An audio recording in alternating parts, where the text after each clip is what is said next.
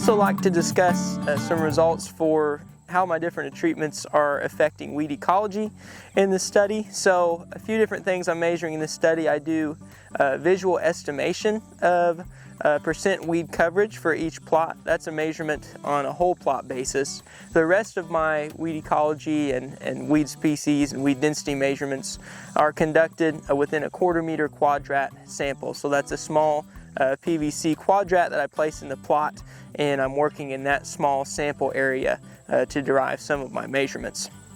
So I'm looking at weed species for one. I'm also looking at weed density in those 1/4 meter quadrats, and then one of my favorite measurements in the whole study is weed biomass. So what I'm doing there is harvesting the biomass within that quadrat, and I usually do that around peak fruit harvest in August. And then I'm drying that biomass till it reaches a constant weight, and then I'm weighing it. And I should also mention, for my species measurements and for density and for biomass, I'm dividing those weeds into annual broadleaf, annual grass, and perennial weeds to see how these different treatments are affecting weed ecology in general, how the populations may be shifting in terms of annual weeds and perennial weeds. So in terms of dry weed biomass, we found that the mulch and herbicide treatments are providing some of our lowest values for weed biomass in the study. They're doing an excellent job for weed suppression. We found that the woven fabric treatment had slightly higher values for total weed biomass, slightly higher than our wood chip and herbicide treatments. And I think that that may be due to the split that we had in the woven fabric, because that's where most of our weeds are kind of getting their foot in the door, and they're able to take off and do really well there in the woven fabric. So it's in that opening. Another thing that I've seen is that the woven fabric treatment actually has the highest dry biomass for annual grasses, even higher than the unmanaged control, which I mentioned earlier. You expect your treatments to kind of remain in between your two controls in the study, but in this case, for annual dry biomass, the woven fabric treatment has jumped above the unmanaged control. So I have read papers before that say especially C4 warm season grasses like foxtail and crabgrass and even Johnson grass do especially well in the woven fabric. It is a very warm treatment. It's a black woven fabric. Those grasses are able to take the heat a little bit better than some of our broadleaves are able to. So I think that's why we're seeing a larger proportion of annual C4 warm season grasses in the woven fabric treatment. I always like to provide some take-home messages for producers, again providing some very practical research results. So today, a few take-home messages that we've kind of discussed already.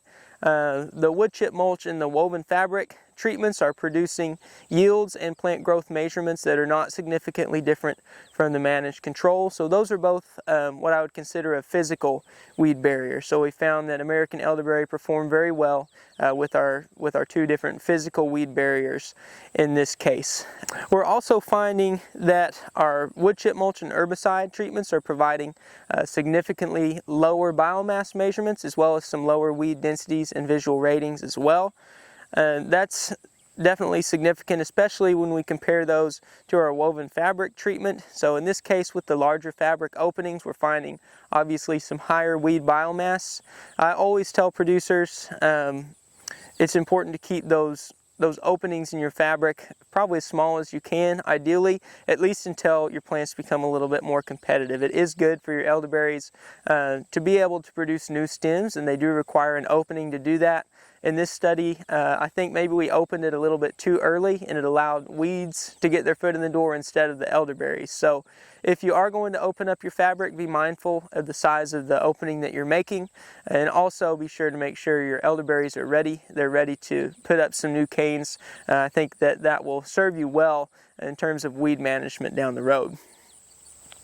I get a lot of questions about the cover crop treatment. Unfortunately, it hasn't done quite as well as I'd hoped it would in the study, but I think that there's definitely some room for improvement here, as this is one of our more experimental options featured in the study. A couple things that could be considered. So I mentioned that a cover crop is not terminated at all. I expected it to terminate but it did not. So those oats that overwintered are offering some competition, as well as possibly the buckwheat later in the summer. So if you were interested in implementing a cover crop option, I'd say that looking at your cover crop species would be important. You want to choose a species that is less competitive, that's not going to be offering that competition like we've seen with the buckwheat and oats. You could also go with a buckwheat and oat option. You could adjust things like your termination method if you're willing to use maybe a selective herbicide, a grass selective herbicide on your oats. Terminate your oats and make a very nice mulch. I think that that would be an excellent option. It would not necessarily be an organic option, but it would still be, I think, a very effective option for weed control.